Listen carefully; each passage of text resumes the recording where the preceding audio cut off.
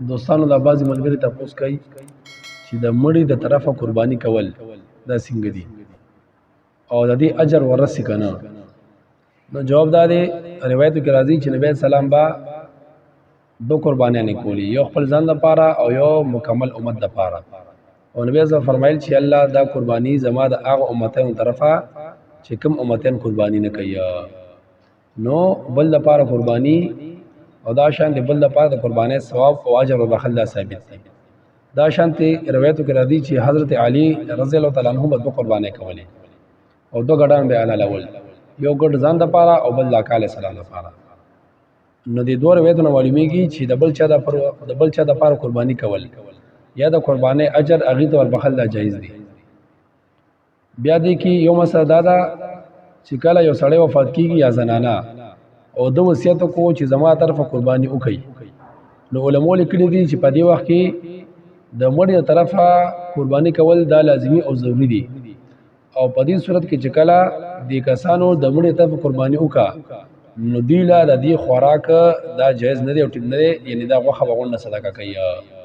او خاص کر مالداره خلک به دا غوښه نه خوري. او که دې مړي وصیت نه کړی بلکې دا وارثان د هغه د طرف خپله قرباني کوي،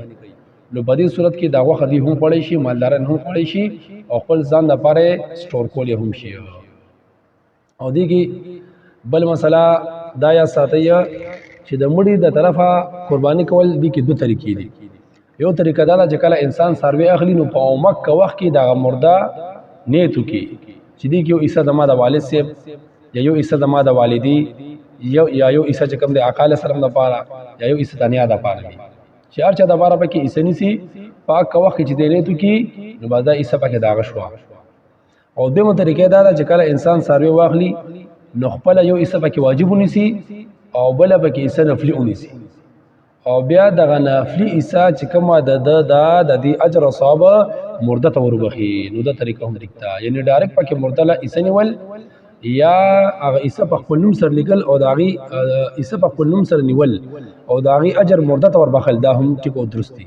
او علماء لیکلي دي چې د مرده د طرفه قرباني کول دا ډېره د فایدې خبره ده، ځکه دې سره هغه ته ډېره فایده میلاویږي او ډېر اجر ورته میلاویږي. نو چې چا وس وي د والدینو طرفه قرباني کوله ولا پکار دي چې هغې ته اجر ورسي او هغې ته ثواب ورسي.